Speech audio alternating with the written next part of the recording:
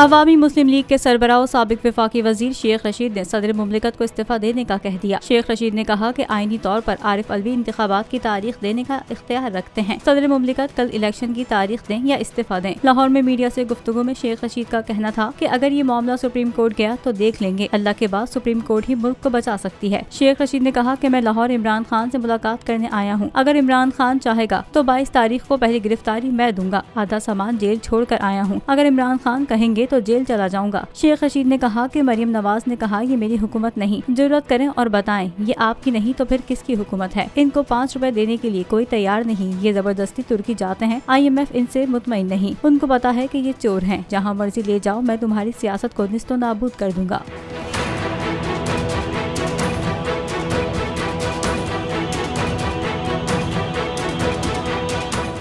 मैं हूं सैयद मुजम्मिल शाह और अब आप मुझे देख सकते हैं सिर्फ बोल न्यूज पर।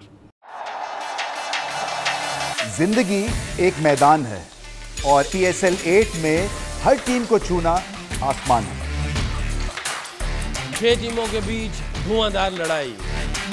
ये शोर न लड़ाई का है न डर का, ये शोर है जीत का, ये शोर है जुनून का।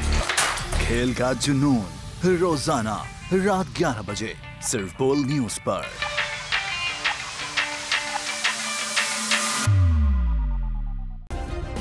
सब्सक्राइब करें और बेल दबाएं ताकि कोई खबर रह न जाए।